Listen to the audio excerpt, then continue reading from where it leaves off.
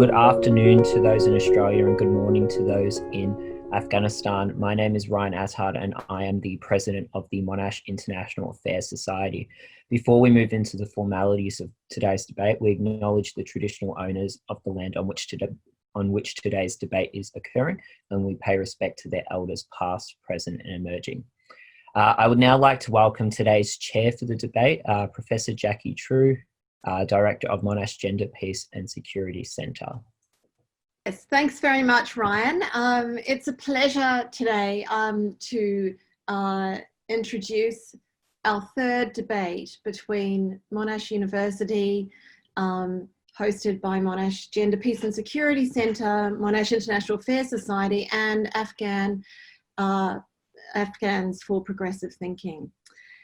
This is our third debate, and today's debate will be discussing the moot. This House believes that an international commission should be formed and assigned to protect Afghan women's past achievements during the intra-Afghan peace negotiations that are currently underway. Today's debate, the Monash University team will be the government side, while the team from Afghanistan, from APT, will be the opposition.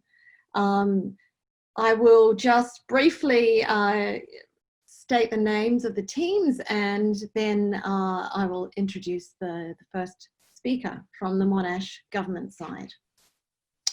So on the Monash University team side, we have Pete Karamountzos leading, followed by the deputy leader, Sonali de Silva, and then we have Jakob Cobby and Shailja Sharma. On the Afghanistan APT team, the opposition side, we have opening leader of the opposition, Idris Tawakkol, followed by the deputy, Rosita Sakandari, and then we have Safia Anwari, and closing with Farman Enayat. I want to welcome all the speakers and thank you very much for your willingness to debate this topic, which is such an important topic given the contemporary peace talks in Afghanistan. And I would also like to say, I think it's a really important debate we are having, which kind of symbolises the relationship between Australia and Afghanistan over 51 years. Today's debate is the very first one we are live streaming.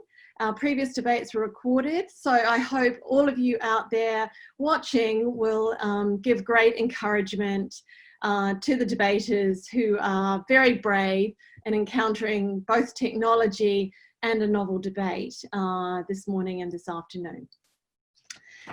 So with that, I'd like to now introduce the first speaker, the leader of the government from the Monash University side, to open the debate for us.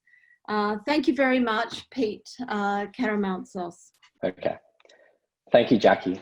Women in Afghanistan have fought tooth and nail to be able to have the rights they have today.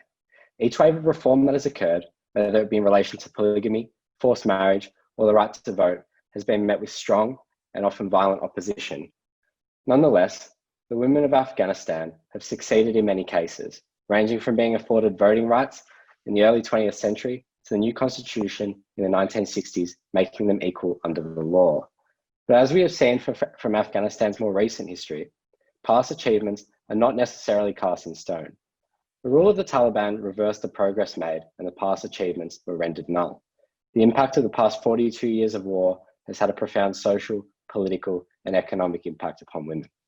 Nonetheless, the new constitution has paved the way for further strides towards equality. Women are now not only able to vote, but are guaranteed 64 seats out of 250 in the House of People.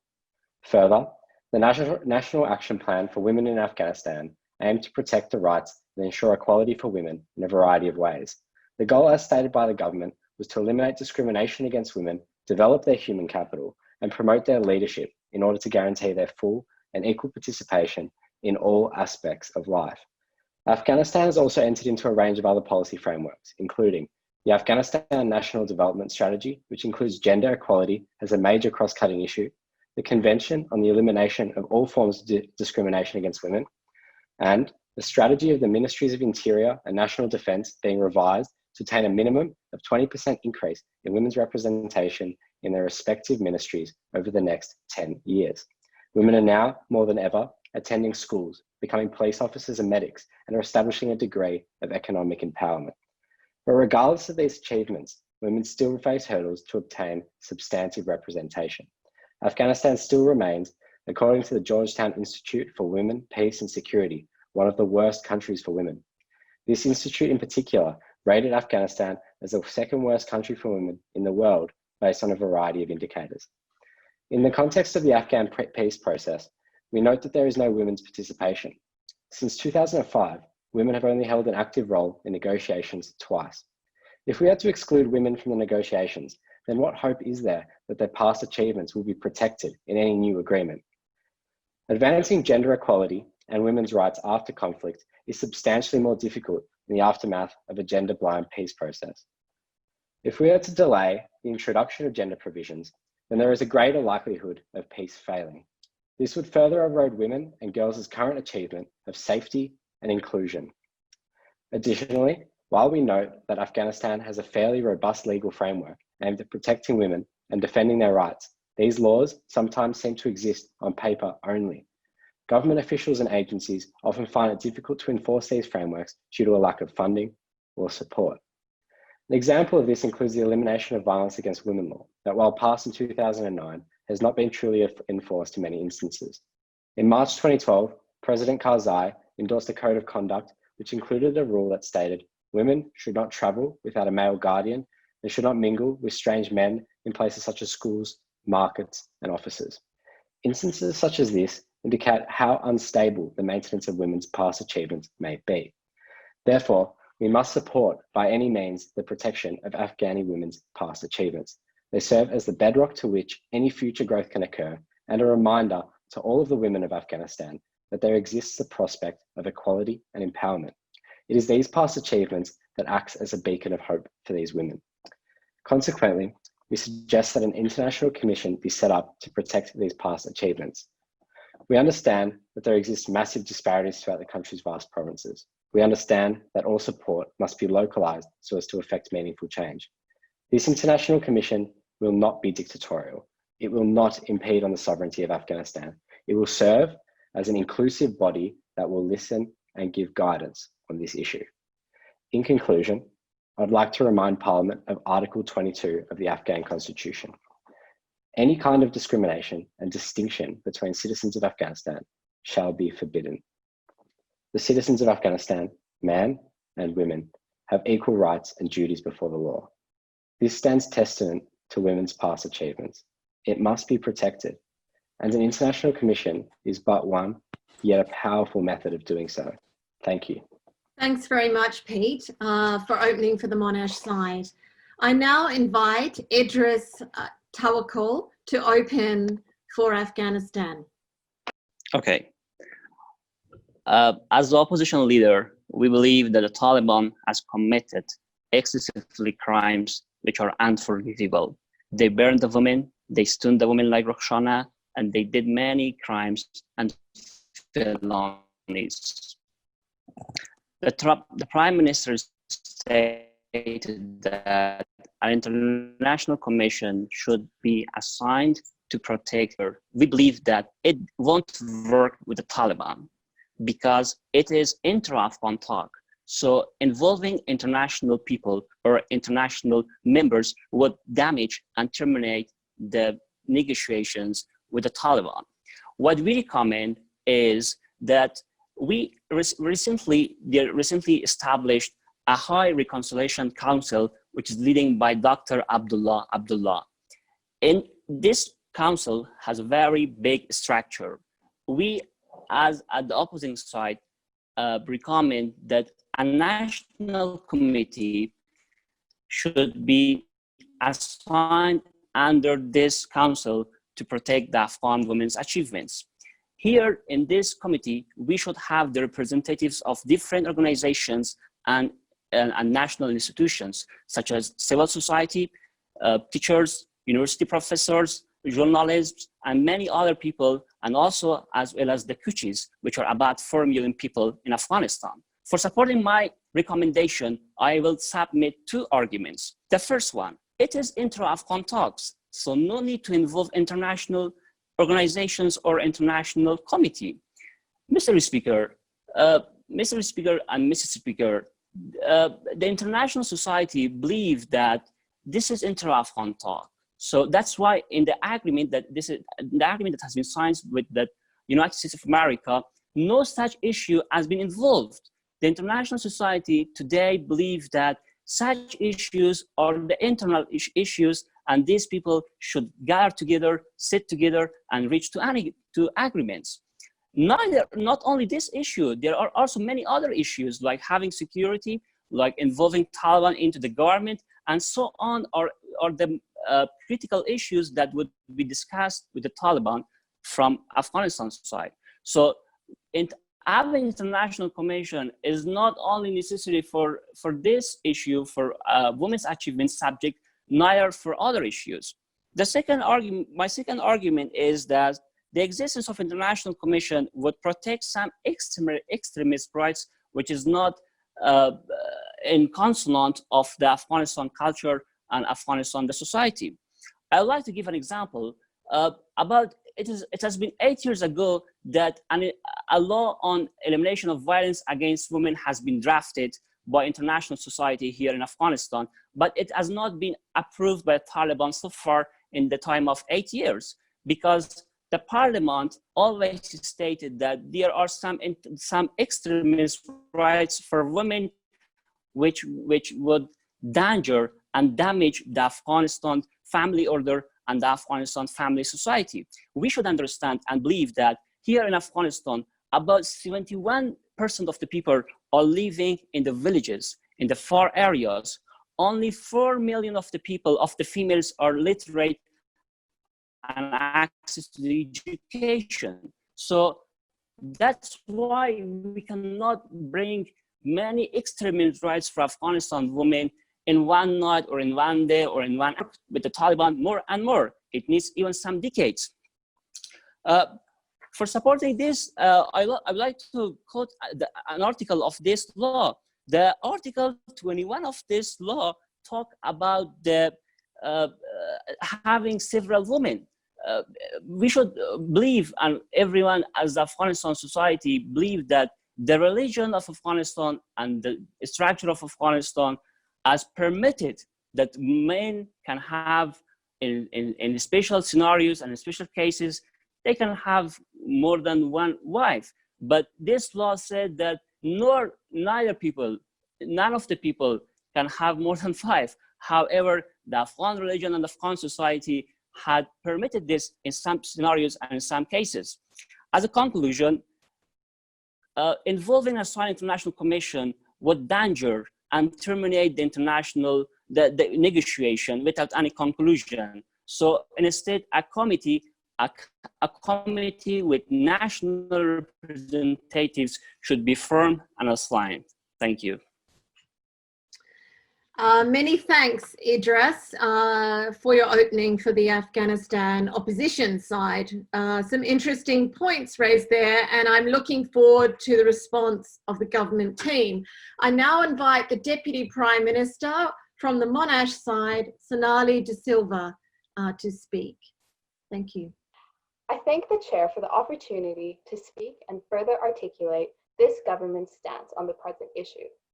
I would first like to address the Leader of the Opposition's comments, which seem to insinuate that as this is an intra-Afghan talk, there is no need for international involvement by the international community.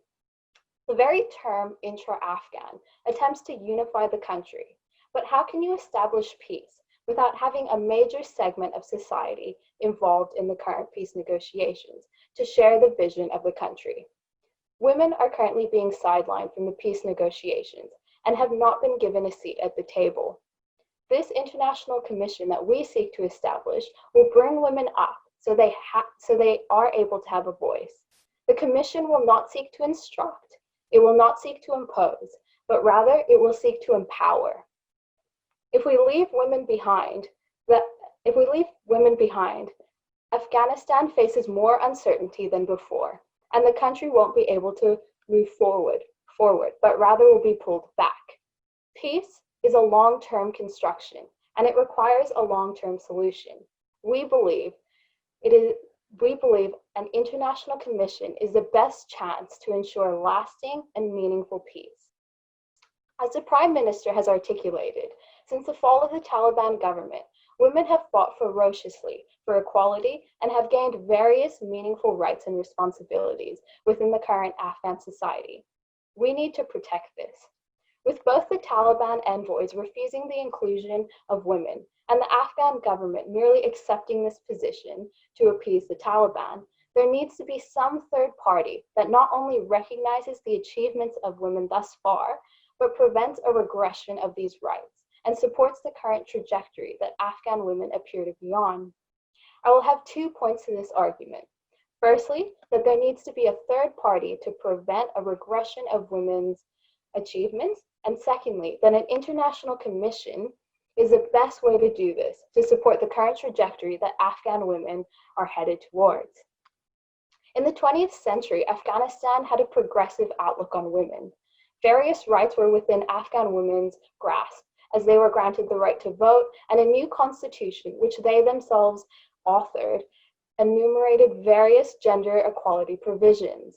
However, when the Taliban took power, this move towards gender inclusion regressed, and women were instead starting from scratch for 40 years under a deeply misogynistic regime. It is clear that the Taliban hasn't fundamentally changed their perception of women in society. Although they have softened their official stance by recognizing that women can have some liberties and freedoms, the primacy of misogyny still exists, because the caveat to this all is that Afghan women must adhere to Afghan values as described by the Taliban. There does not appear to be any adequate safeguards for women to even feel like they are protected during these current peace talks. This demonstrates the importance of having women meaningfully present within the peace talks, as despite all these milestones, the rights and freedoms that they've gained thus far, these need to be protected and regression needs to be prevented. Constitutions can always be ignored, and as demonstrated by Afghan history, rights can always be taken away if there is no systematic inclusion. This raises the importance of having an international body be present and instrumental during the peace talks. We need an independent advisory body that facilitates the inclusion of women into the peace talks through integrating local movements and civil society. It is one thing for a top-down approach to women's inclusion, where an international body comes in and speaks on issues that they are not particularly culturally inept to. However, it is a far more powerful thing for an international advisory body to utilize their power and influence to facilitate a meaningful, lasting inclusion of civil society. This is vital because data shows that the inclusion of civil society groups, particularly women's organizations, makes a peace agreement 64% less likely to fail, thus leading to a meaningful continued success for all. Therefore, to conclude, an international advisory body is needed to prevent a regression of women's rights and achievements and to support the current trajectory that Afghan women are already on. Thank you, Chair. Thank you very much, Sonali, for your contribution to the government side. I'd now like to invite the Deputy Leader of the Opposition from APT to speak, Rosita Secondari. Hello and good day. First of all, I have to mention that the opening government is hanging the case. The composition of international commission is not clear. Who are the people, who are the states, or who will be the organization including in the international commission? Who are the parties? How they are going to reflect the rights of women and achievements of women in that commission? It is all unclear. Madam Speaker, exactly we need to have women in the peace process. Exactly we have in the Team 21 person who are included in the team negotiating with the Taliban, will negotiate in the Taliban. Madam Speaker, we have 5 women who with great experience in that team, from the different dimensions and from the different zones of Afghanistan. Well, that's not the case, and that's not the case of gender equality. We are going to reflect how an international commission is going to reflect and achieve the rights of women in the peace process. Madam Speaker, listening to the opening government, you might think that we are against the rights of women and we are defending from the Taliban, but exactly vice versa. We are here to protect the rights of women, but not having an international commission. I will follow this with 3 main arguments. Madam Speaker, coming to my first argument. Having an international commission is not compatible with the agreement signed between Taliban and the US. Exactly, it is clear in the context of the agreement mentioned that the talks will be with Afghans and the sides of Afghans. If we have an international commission, Madam Speaker, Afghanistan will be accused from the sides of Taliban that the Afghanistan is not obeying the context of the whole agreement. So in here, the Taliban may reject the whole process of peace process in Afghanistan, not only the rights of women. So we cannot put the danger by establishing an international commission only by not observing and not obeying with an international agreement.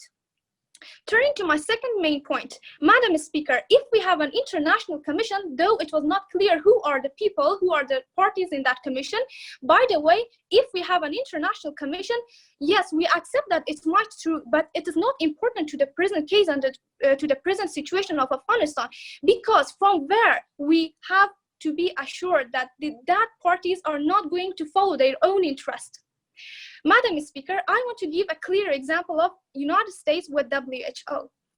Exactly in this pandemic and this critical situation, United States withdrawal from the WHO in this critical situation because the United States interest was not followed by the WHO. So there's no any guarantee of when United States does not seem, for example, the interest of his country in the peace agreement, so there's no guarantee that he will also withdraw from the agreement.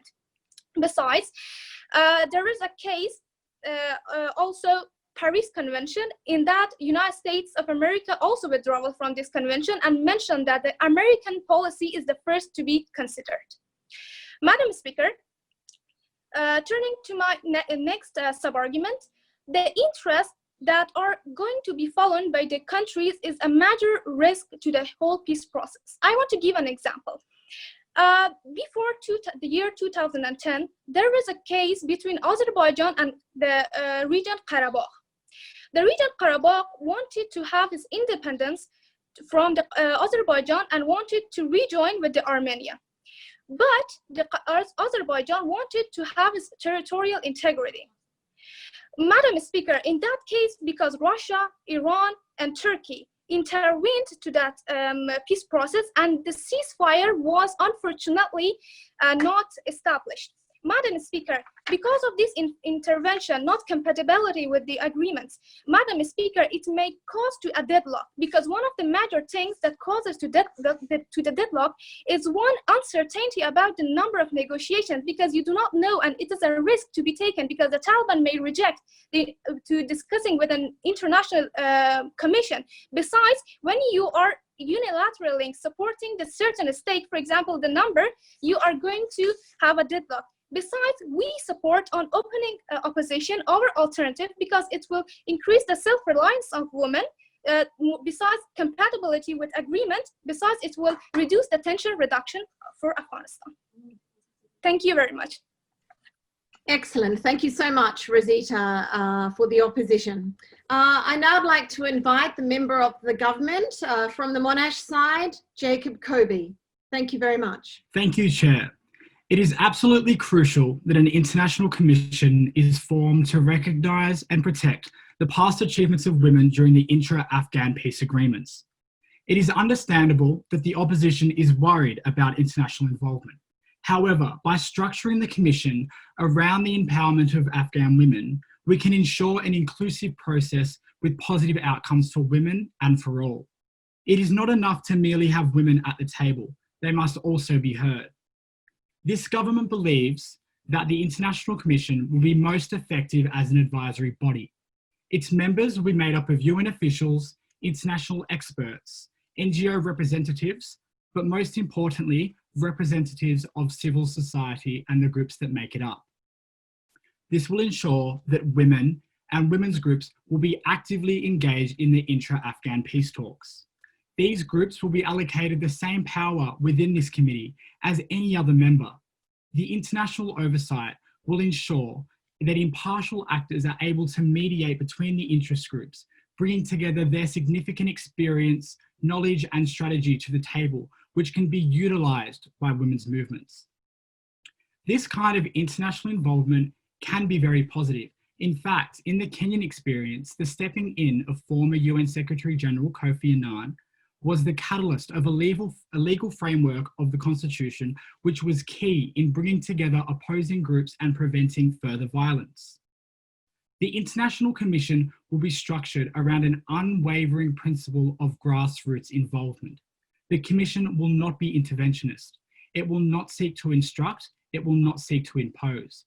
Rather, it seeks to empower actors within the Afghan civil society, such as women's groups and collectives, to take their rightful seat at the negotiation table. We know that no peace agreement will be effective if it is not representative of those on the ground. The academic literature widely accepts that where women's movements are included in the peace process, these countries will go further in advancing women's rights in the process. And this involvement in the peace process is made possible by a political opening in which these groups are able to express their interests. This International Commission seeks to create that political opening, acknowledging the past achievements of women in Afghan civil society and by bolstering their present and future inclusion. There is no way that peace can be accomplished without the inclusion of Afghan women, and this International Committee seeks to empower women within society.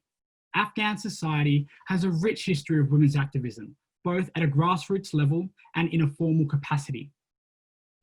Women's groups have been widely involved in resolving local disputes and even participating in negotiations between this government and the Taliban.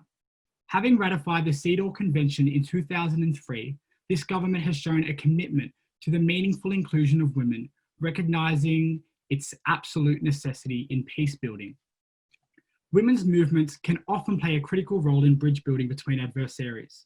With an intersectional approach, these groups find common ground and solidarity amongst the women of competing parties, often seeing beyond religious and ethnic lines. This was the experience in the 2010 Kenyan Constitution, which was characterised by a strong civil involvement, namely women's movements, which in the end produced a constitution that contained critical gains for women. However, we must not look at these gains as only those for women, as they represent significant steps towards peace, good government, and inclusive societies. And this International Commission seeks to empower those steps. Experts consistently tell us that women's issues interact with various aspects of human security and effective state building. A gain for women is a gain for all, and an International Commission is necessary to protect these gains and to ensure their progression.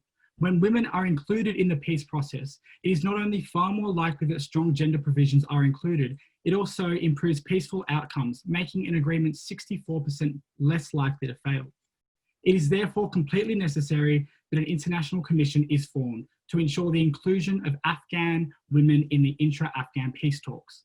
Without such a commission, we risk a non-inclusive, unsuccessful process, which will be of no benefit to the Afghan women and of no benefit to the Afghan people.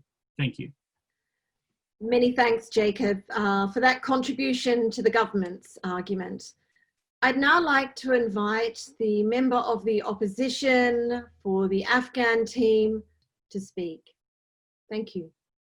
So, greeting everyone, respected chairs, Safia Anwari is acting as the member of opposition side. Respected judges, I would like to mention the key points of the motion which was ignored by the government side. We are actually here to talk about an international commission for protecting Afghan women achievements during the intra-Afghan peace. The most thing that was unclear from the government side was that why an international commission? This is a big question.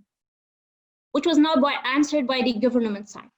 Coming to their arguments that I mentioned, firstly, they mentioned about the protecting women of Afghanistan or empowering women of Afghanistan by creating this international commission.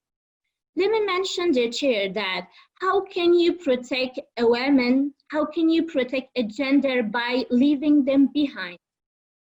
By bringing international commission to defend, to stand for the rights of Afghan women, actually you're ignoring them. How? As Afghan women, I have my right, I have my ability to defend myself, to stand for myself. So no reason an international commission come and defend me. I must raise my voice because I have this ability. So we do not need, as Afghan women, for an international commission. Secondly, dear judges, they have mentioned about leaving women in behind. Actually, they themselves as a government are trying to leave the women behind by bringing the third party in here. We have our government, we have Taliban. And these are the two main that are going to in peace process. And here, if there was any problem, Afghan women can defend themselves. So we do not need any third party here. Secondly, Mr. Speaker, they have mentioned that Afghan women must be heard. Actually, we are focusing to this point. I'm asking international commissions that please let Afghan women to raise their voice. If you can come here, actually you are just not let us to speak. You are just taking our rights. We have our own rights and we can speak by our own side. We have that ability and capability. Coming to our side, Mr. Speaker, as our opposition leader and as well deputy has mentioned that in motion we have key points that intra-Afghan peace. So could you please make us clear that what actually intra-Afghan peace means? It means the people of Afghanistan and the Taliban group, whoever it could be, the women, the men. If there is a need, so women can stand and defend their own life. Secondly, as my deputy mentioned that the government side even did not make clear that how and who are the people that coming and standing for the right of women in Afghanistan, and who are coming here and defending us. And actually, do you know that the people of Afghanistan, especially the women, will give this right to the International Commission to defend you, to defend us? Like you're a person. Is it possible that I should come and defend you? Stand for you? You have your own right. You can do that. Why should I come and speak instead of you? See, I'm here and I'm speaking for myself. So what if I asking someone to come and here speak instead of me? What does it mean? It is just taking my right, not giving my right. It is not empowering me, it's dispowering me. Coming to my own argument, Mr. Judges, that such commission will actually put Afghan women behind. How? It's like giving a hand to the Taliban. It showed that Afghan women are so much weak and they cannot even protect their own achievements. So how they can stand and how they can keep improving after these peace assignments. Coming to the conclusion, judges, would like to say that all Afghan women has the right to defend themselves. So please come not to give a hand for the Taliban for bringing international commission here. Let's Afghan women to speak. Let's ask to save our own achievements. We do have this ability. So that's why we are going and we are just stand for our right in here. Thank you so much. Thank you very much, Safia, for those fighting words. I very much look forward to the response of the government. So I would now like to invite the final speaker from the Monash side, the whip of the government, to speak, Shailja Sharma. Members of this parliament, Globally speaking, less than 10% of negotiators at peace tables are women, and less than 4% of signatories on peace agreements are women, right? We, the government, are not arguing that Afghan women can't speak for themselves. In fact, they should, and they loudly do. What we are suggesting through this international commission is to provide an advisory body that is grassroots-led, that is locally led, that deals with key stakeholders within these peace talks to improve the voices of women being heard, to ensure that women are not only at the table, but their voices are being meaningfully heard within the debate. And that is what is so important. What this commission does by protecting the past achievements of Afghan women is ensuring that we do not take steps back.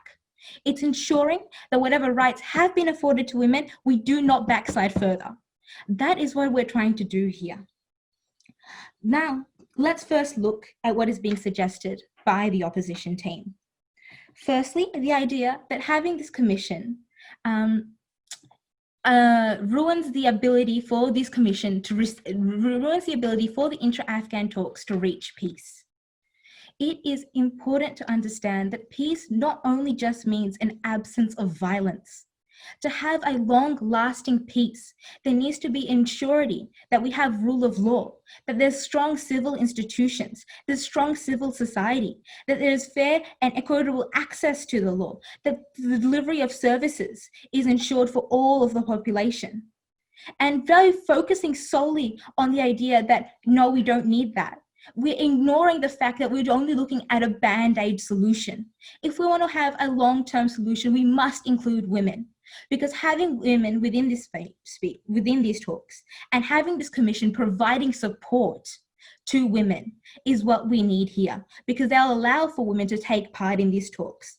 What is especially important when we're looking at this, and why in Afghan women, why we should provide external support to Afghan women, is that they're doing a fantastic job on their own, that can be said. But we can make sure that they do better, that they can progress further, that we can push forward on that trajectory that they're already on. It's ensuring that what we already have can be pushed forward by ensuring that we have the base to lean back on, you know, international experts from Kenya, from Somalia, from Libya, from Palestine. Having these experts who have dealt with these issues in different contexts and leaning back and using that knowledge to forward women within the Afghan peace talks. That is what is especially important. And that's why we can ensure that this peace will last, and why a commission is necessary for this peace to last, and why an international commission is especially important, because you can use those sources for good. It is important to say that we can't rely on civil society alone. It's important to note that civil society, by its very nature, has competing interests. It has its own political elites. And so we should have an extra body to liaison, to mediate within civil society, so the representatives we do put forward are representative of all women within Afghanistan. That we show an intersectional range of interests, not just looking at women's issues, but also things like class. Also looking at things like healthcare, education, these things that intersect with women's issues, and making sure that they do last and continue on forwards. The other point that was brought up that was by the opposition was the idea that this international commission protects extremist rights. Now, this is something that is incredibly awkward for us to understand, and I'm still in the midst of trying to understand how this would actually work. Having this commission allows for a point of change, allows for extra support to ensure that extremist rights are not protected, that women have access to those rights. They're not only able to have legal rights, but are able to access them because they have sufficient support. That is why an international commission is needed. It is not because Afghan women don't need to talk for themselves. Of course they can, they should, and they definitely will. It is providing additional support to make sure they get to where they need to be. It is using the power of the international community to ensure that these women get what they rightly deserve, and not pointing a target on their backs, right? By ensuring that they have the necessary protection. It's not just random words or legal frameworks. This is actual words on the ground, people on the ground trying to help these women get to where they need to be to ensure a safer, secure, more economically efficient future for Afghanistan. Thank you very much, Shailja, for that closing for the government. I'd now like to invite the whip of the opposition to close for the APT team, Farman, Enayat. So to start with, I just want to mention one thing in the beginning, that the government side only focused on one thing, which was the International Commission, and they were not clear about it, about all the procedure, the rules, regulations, how it will work. They didn't mention about that. They only mentioned that it will support and empower women, but how? They didn't focus about other things, like how the things are going in here in Afghanistan for women. For example, if I mention about one of the things which happened in 2006, January 2006, which was in the London conference, they created an international compact or law for the women that it included benchmarks for how to treat women and what rights they should have. But it didn't work. I mean, there's no point if we make a law, if we make a commission or anything, but it doesn't work. So we need to consider the people and the things which are going in Afghanistan, the Taliban, how they will deal with that.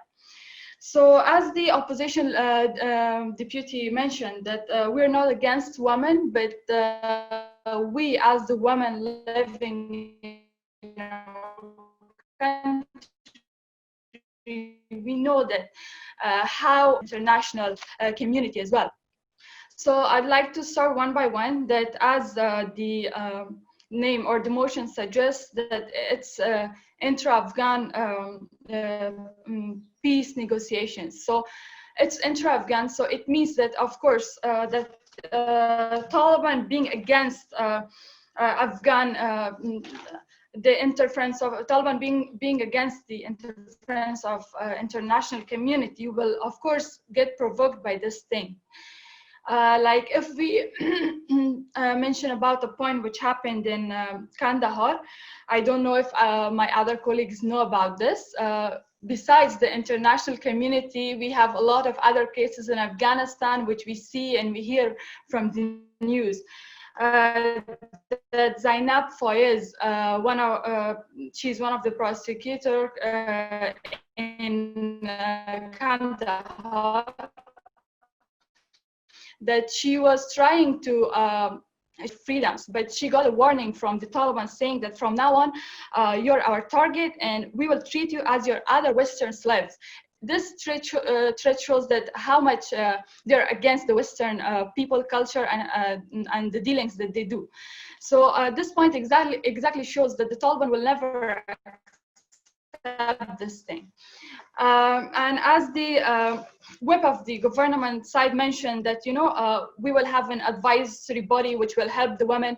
But I want to ask that besides helping them, do you see how much risk it can take?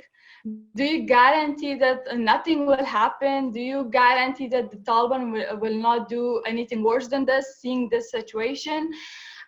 They talked about that, you know, women need an insurance.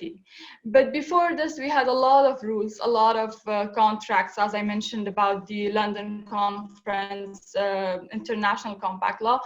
It didn't help. So how can you assure that this thing will help? I mean, you're talking about insurance, but how? If you're talking about an international commission, I think you need to be more into details. That how can you ensure that? Suppose if you make that thing and Taliban gets worse than this, how will you stop that thing? How will you make sure that the Taliban will not do the things that they're doing?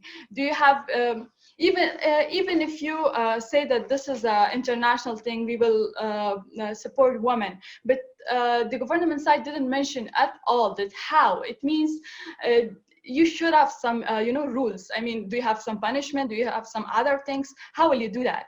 So according to me, that as the opposition side mentioned that, this thing will never be compatible with the Taliban, and it will make the situation worse in the Afghanistan, even if they show that, okay, we will agree with this. But that's not the thing, because you cannot change the mentality of the people, the Taliban.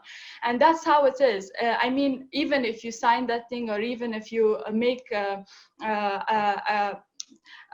commission on that, that won't work, because it has been shown before also. So that's why I think that the opposition side has a valid point on this, and I agree with my side, and I support my side. Thank you.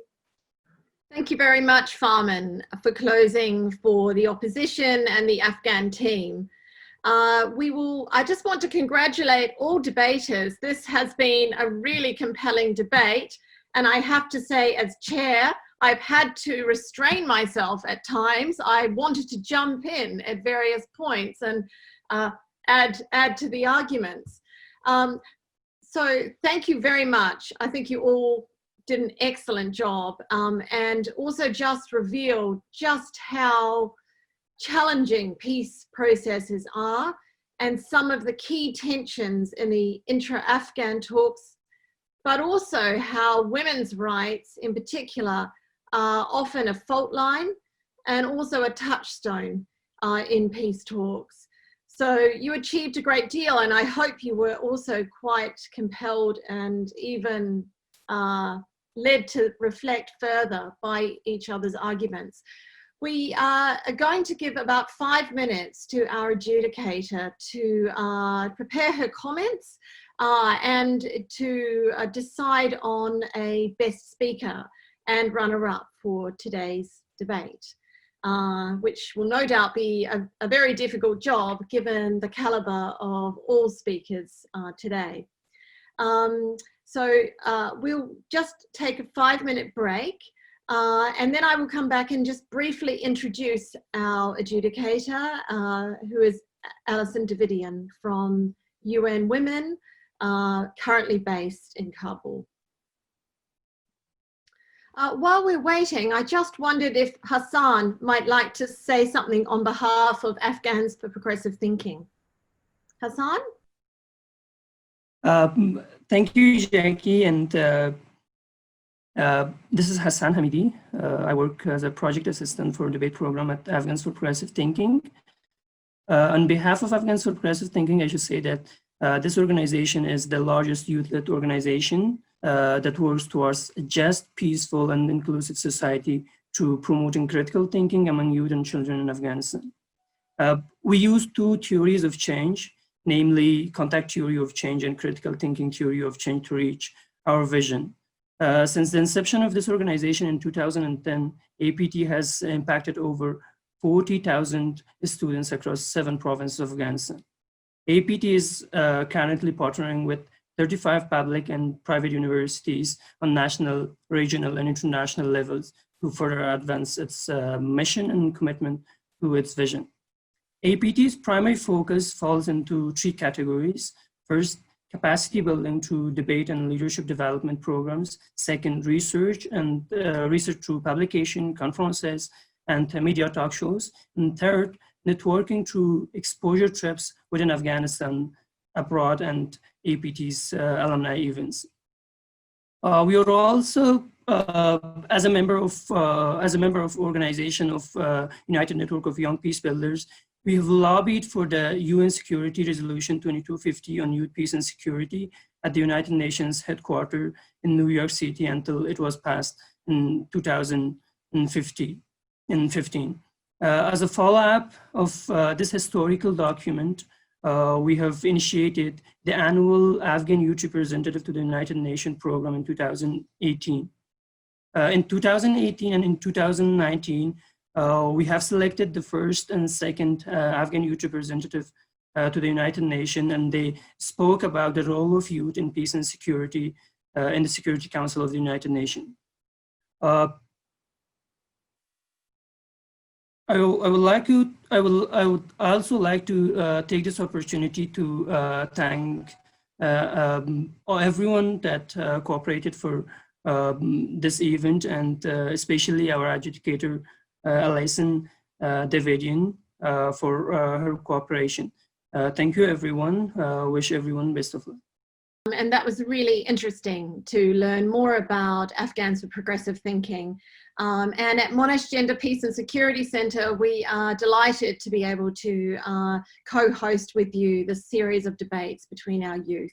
And we're very happy that we met a key supporter of APT in Australia back in March, whose idea it was for us to convene these intercollegiate Australian-Afghan debates. So thank you.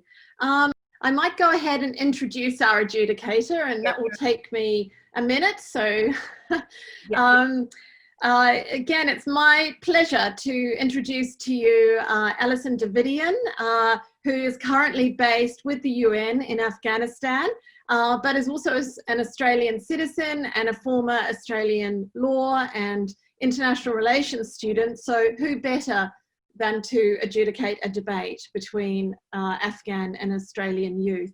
I'm just going to tell you a little bit about Alison.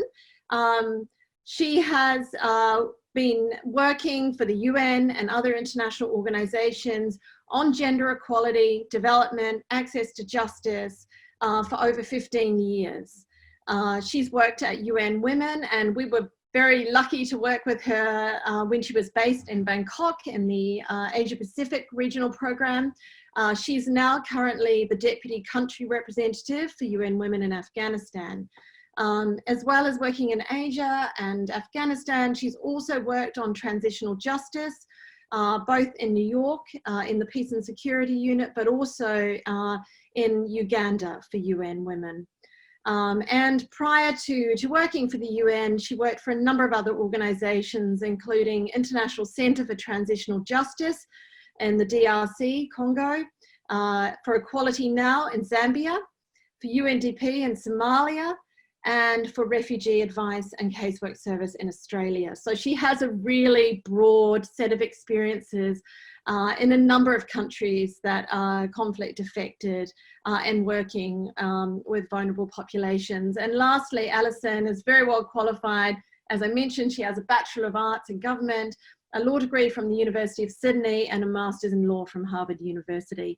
We are really grateful for you joining us this afternoon, this morning in Kabul. Alison, you are one of our favourite people, favourite friends of Monash GPS, so we were so happy when APT nominated you. They beat us to it. And we really greatly look forward to your reflections and comments on the excellent debate today. Thank you. So much, Jackie, and to everyone. It's really, really wonderful to be listening to this debate, which is so timely. And I've been so impressed with the quality of the speakers and the quality of the arguments. So really congratulations to everyone. This is such a timely debate right now in Afghanistan, and a lot of the context has already been given. But we are at a real moment now as we think through and begin the discussions around what an intra-Afghan dialogue will look like. I was thinking I would just go through each of the speakers just to give very, very brief comments on what I found impressive for each of them, and then conclude at the end. So just to start with Peter, I thought you gave a really great context analysis. Pete, sorry. I thought you gave a really great context analysis and overview of where Afghan women have come, and some of the history there, the Afghan National Development Framework, CEDAW. Of course, there's still issues.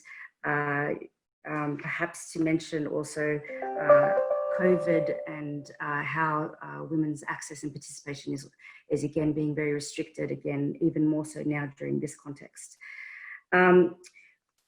What I thought was a bit of a jump was going from the context analysis to then talking about why an international commission would be the body that would protect women's rights. It went sort of straight from an analysis into a recommendation going forward. And I know that you had, of course, time constraints, but it would have, I felt like there was just one more step in between, going from this is what Afghan women have achieved, this is why an international body would be recommended, and this is why we're recommending this kind of international commission going forward. So just one step there, but I thought your analysis and you spoke very brilliantly, so well done there. Going on to Idris, yeah, well done, Pete. Going on to Idris, you made some really powerful comments. And the big question was, and I think you raised it straight up, was why does it have to be international? What can be gained from an international commission? You mentioned that there's a high peace and reconciliation council led by Dr. Abdullah. There's a little bit of assumed knowledge there, but it's true. And in fact, there's a 21 member negotiating team that has been announced. 3 of those members are women, and that was a big victory. So we do have women that will be engaged in the track 1 in the inter-Afghan dialogue, and that's a big gain. I think given the history of international intervention in Afghanistan, the question of whether we need an international commission to advise an intra-Afghan dialogue is a very, very relevant one. You also made the point about how it could promote some more extremist elements. I get your point there, and you use the eval law, basically having an international body dedicated to promoting women's rights in the intra-Afghan dialogue could have some kind of backlash from the Taliban. I get what you were saying, but I think maybe the point didn't come across quite well. There possibly a little more explanation of your point there, but I did understand what you were saying, and it is a valid point. I thought you really very well represented what were the arguments for the opposition. So well done, Idris. Going on to Sonali.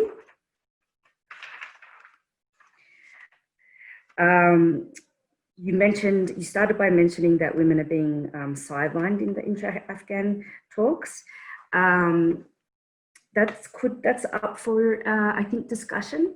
It's been seen as a victory that we have managed to get 3 women into the negotiating team. But yeah, your point is taken. I mean, 3 out of 21 is not a lot. So there is definitely room for further engagement. I think the issue though that I wanted to see addressed that is really the main one is, why does this body have to be international? Why can't it be a national body with international advisors? What does the international component of it bring? And I think that was something that would have been good to come up earlier, I think. Afghanistan has a vibrant civil society. They have many women's groups that have been participating on the sidelines. But I think the question of international versus national needs to be addressed head on. And that's because of all of the baggage that comes from international engagement in Afghanistan. Why are we proposing another international commission for an intra-Afghan dialogue? This is something that is really the core of the debate. But I thought you continued to present really well from the government side, and again highlighting the gains that have been made, and important that those gains on women's rights aren't lost. So well done, Sonali. Going on to Rosita.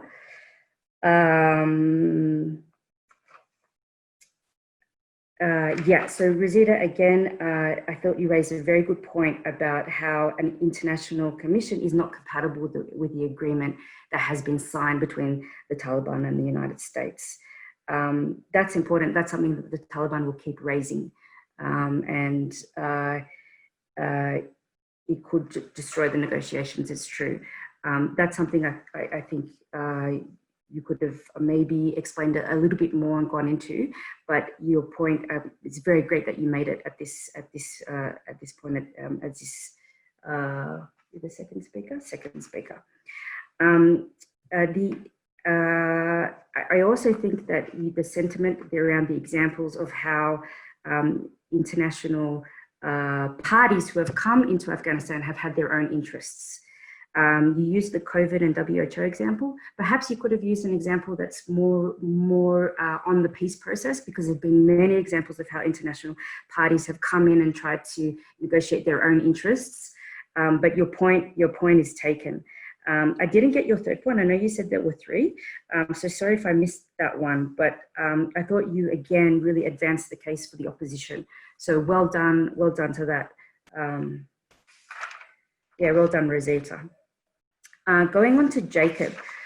Jacob, you gave some really great analysis of what women's engagement in the peace process has been able to achieve. You again brought up the advisory role. That's important. That's important to get legitimacy and buy-in. So it's an advisory role. And you mentioned again, it will be grassroots-led and national civil society experts. My question to that would be, then why are we calling it an international body? What's the point of that? If it's going to be grassroots-led and national, why complicate matters by calling it international?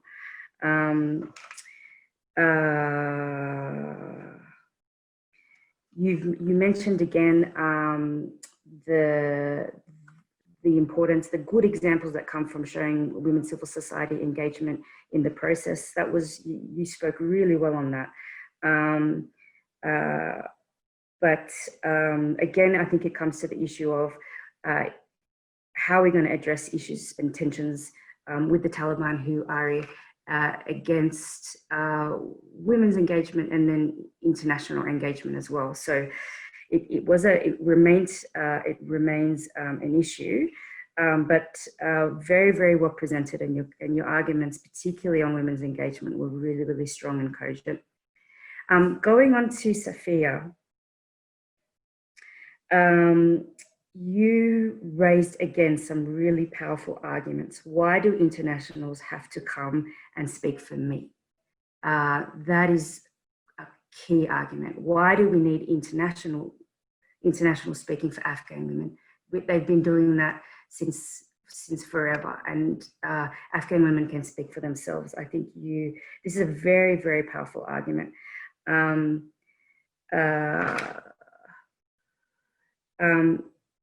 But I think what could be a little bit more explained is, how is the act of having internationals here disempowering you? How has that disempowered you in the past? How will it disempower you now? And I also thought your argument about how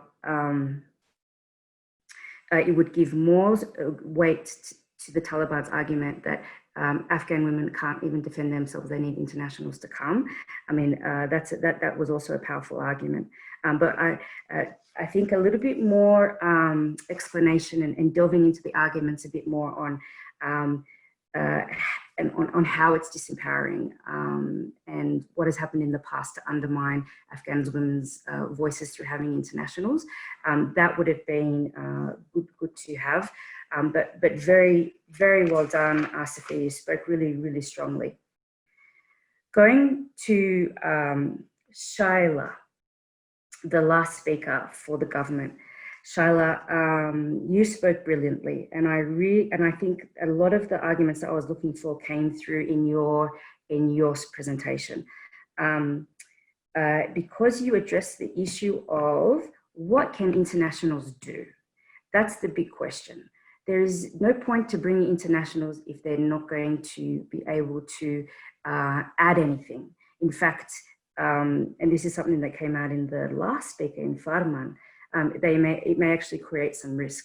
But you addressed this question of the fact that an international commission may actually broker better access for women than a national commission. I would have liked to say a bit more on how, but of course there's time constraints. But that question, that is really the heart of it. That an international commission could potentially broker better access. And then you hit the heart of how internationals can add value, and that's through the expertise. So the expertise that comes through having experts who have experience on different kinds of issues, experts who have worked in different peace contexts. This is where the international value added comes in, and I think that you address that really well. You also address the fact that civil society has its own political elites, and it's no guarantee just by having civil society there that you will have real representation of all kinds of women. An international commission may be able to address that and facilitate that a little bit more. I really like that. And also you also raised the fact of the power of the international community and that they may be able to provide some protection for women. And that was also a good point. So I really thought that you got to the heart of the arguments there. So really well done, Shailja. Going on to Farman, you also spoke really well. My first question, though, the question I had back after Shailja spoke would have been, but why does it have to be an international commission? Why can't it be a national commission and you have international advisors? Why complicate it by calling it an international commission? Why would it have to be an official body? Why can't we have a national commission made up of experts nationally and civil society that can protect women's rights, and then you have internationals coming as advisors? Why do we need to call it an international body? That would have been my first argument back. But you raised some very, very good points about that they could provoke the Taliban. The Taliban are against Westerners, although they've just negotiated a peace agreement with the US, but yes, they are. And they're also against women. But I thought you made a very, very good point here, and this is something that needs to be reiterated, is that actually an international commission could create more risks for women. Women who are aligned with this commission, women who are part of this commission, may be subject to more attacks because of the way that the international community is viewed in Afghanistan. There's a history here of engagement that has not led to anything, and could be argued has made things much worse. And so any woman that engages in this kind of commission could be discredited. So you raised a really, really strong point there. Well done, everyone. I have had a very hard time wanting to think through who was the best speaker and the best runner-up. You were all really extraordinary. I feel very privileged to be able to be part of this debate. If I can give, my estimation. Should I announce now, or Jackie, do you want to say anything? Alison, please go ahead. Yes. Okay. For the best speaker, I would give it to Sharma. I thought you did really well to address a lot of the arguments that had been raised and really provide some justification for it being international. And the runner-up I would give to Idris. Idris, I thought you really laid out really, really well the beginning arguments for the opposition. But I really want to say to everyone, extraordinary, really, really well done. You've given me a lot of food for thought, and I will be remembering this as we go forward to thinking through intra-Afghan peace negotiations. So well done, everyone, really. Thank you very much, Alison, for those really comprehensive comments for every speaker. Congratulations, Shailja and Idris. It's great to have two speakers from, from both the Australian and the Afghan side, and a really tough decision there, Alison. I don't envy you having to make that. And I think, I think there were just such outstanding speakers. I just would agree with you on that. And fantastic that you've also have had a number of insights from the debate, which, given that you are also working as an international actor supporting women's rights in the intra-Afghan talks. So who better to influence everyone than Alison Davidian here in Kabul.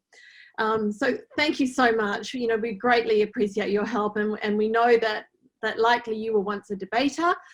You can imagine you were, a member of a team, and that the kinds of arguments being made here are also the kinds of arguments that you need to make in your work and have made in your work. So it's really great to have had you here with us and to make those really pertinent comments. So thank you so much.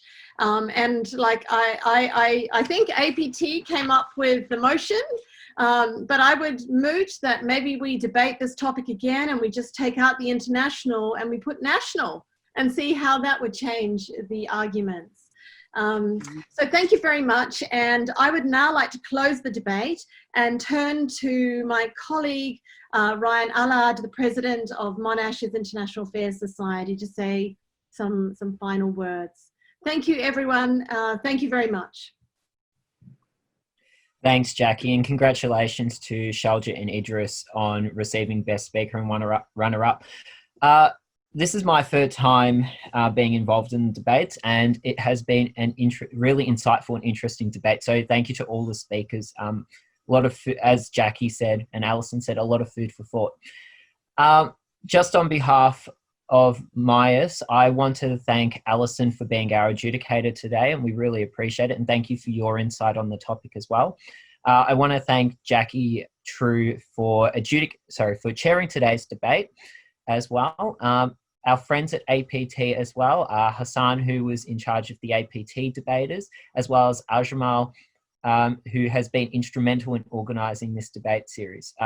This is our first live stream debate, so a special thanks should go to Stephen, who is also on this call, who has set up our live stream for us. And thank you so much for all the work you've put in for that. And also to just all the experts as well who contributed in the lead up, who helped our debaters and made videos and content for them. Just wanted to say thank you so much. Really enjoyed it and found it insightful, and I look forward to hearing more debates from everybody. But I'll now hand over to Ajmal, who would like to say a few words. Thank you so much, Ryan.